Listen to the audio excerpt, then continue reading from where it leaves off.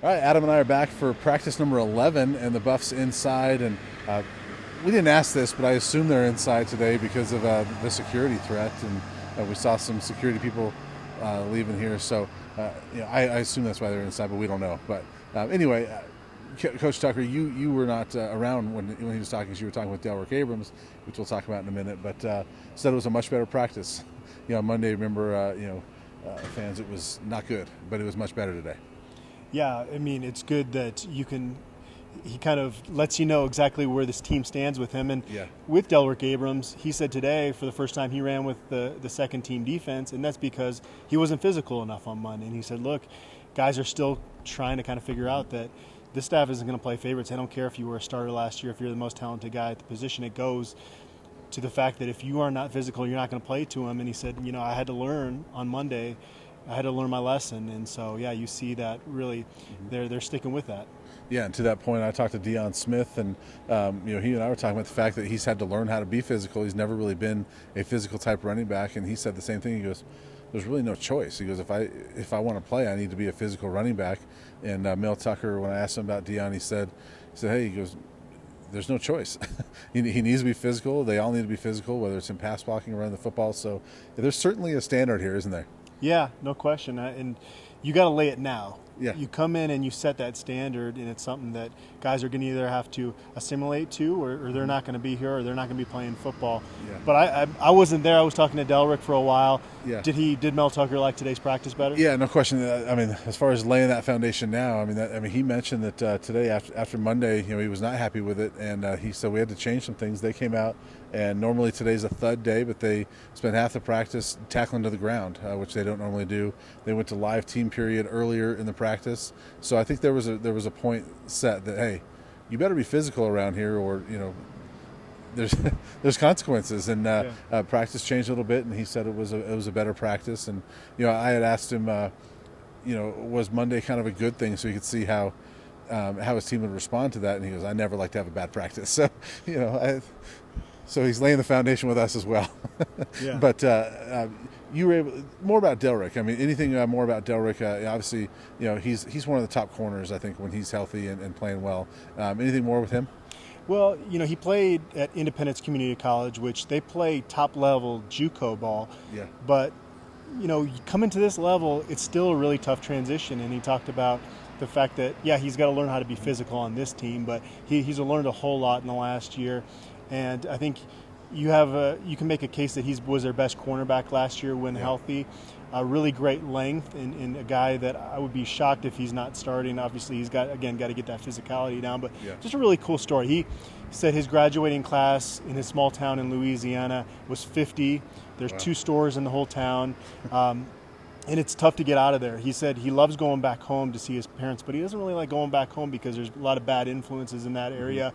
And I said, hey, you could have maybe grown up in Los Angeles, had a lot of exposure, been a blue chip guy, gone right in and played right away in college. And he said he wouldn't change the path he's been on because it's really shaped the man he is. His mother was able to come out, watch him play, and he said she couldn't stop crying. She's so proud of the opportunity that he's had that people in his area just don't really get. Yeah, that's awesome. I mean, he's we talked a couple practices ago about our favorite guys to talk to, and he's one that we didn't bring up, but when you really sit and talk to him one-on-one, he's a pretty insightful and really nice kid. And so it's cool to see his story and to hear those things out of him. So I mean, he's one that you got to root for, I think. No question. He's got that kind of Louisiana accent to him, and it takes a little getting used to, but he's really insightful kid. I even saw CU put out a video where he was interviewing the one on offense, because he wears one on defense, Jaron Mangum, and he's got a lot of personality. So he's definitely a kid that you root for, and he's had the benefit now of learning under Ashley Ambrose, who played in the NFL for a very long time, and now Travaris Tillman comes in as their new corners coach. And so it's a great opportunity for a corner that he's got to put it all together this year, but you see some of the Akella Witherspoon potential in that young man, and we'll see if he puts it together. But he's had some great mentors in terms of maybe polishing up for the NFL. Yeah, as I remember last fall, I talked to his head coach from Indy, Jason Brown, the infamous Jason Brown, and actually really good interview, good to talk to. But he mentioned the Delrick. He goes, I always used to joke with him, I can't understand what you're saying, Delrick. And he is hard to understand, but when you talk to him one-on-one, he's really insightful. So I was able to catch up with Deion Smith. Like I said, I mean, the big thing out of that was really, like I mentioned, he's just learning how to be a physical running back. And he said that when Mel Tucker was hired and he starts watching those videos, he's like, okay, I better step it up, because his biggest thing last fall when he came in was putting on weight. He came in at 171. He's now up to 192, and feels like he's playing physical and learning how to do that. And I actually said it's a lot of fun. So that group, I think, is very certainly underrated, because we don't know what they can do. I mean, nobody's really played, but sounds like there's a lot of good competition there. Well, yeah, mentioning the weight he's put on, I remember when he came in, he was injured, and he was with that injured group, so he didn't have the shoulder pads on. I remember going, gosh, I expected Deion Smith to look bigger. And when you were interviewing him today, it was like, okay, now he looks like he can play Pac-12 football. And I overheard him tell you that Hagan has told his group, hey, people out there don't believe in your group, and is using that as a source of motivation, which is obviously smart. And I think it sounds like it's working. I mean, we've heard a lot about Deion Smith throughout the spring. So let's see, anybody else? That's all. I mean, all I caught up with was Deion. Anything else you want to talk about today? Well, I had a chance to talk to Jay Johnson, that's right, new offense coordinator, quarterbacks coach, and it's interesting. This multiple system is not necessarily one that he's run this way, but he's coached at a lot of places, called a lot of plays, and he's kind of just tried to pick up the things that he really likes and put it into one offense. And we heard Mel Tucker use the fire hose analogy to really throwing a bunch at these guys and just having them have to catch up. But Jay Johnson admitted, hey, there have been a couple times this spring we've had to dial it back a little bit because but they've still tried to push the pace with that as much as they can. And obviously Steven Montez has made a great impression on him, and it helps having a fifth-year senior there. But yeah, it's interesting.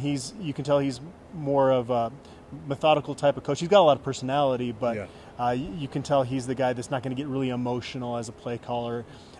So I'm really anxious to see what this offense looks like in the fall. And I think Jay Johnson, if you look at his past, and again, Jake Fromm called him the unsung hero of Georgia football last year because of his ability to scout and dissect opposing defenses. He's earned this opportunity, I think, at this level. I think we're all interested to see what this offense is going to look like. But that'll do it for us today, and we'll be back on Friday to talk about practice number 12.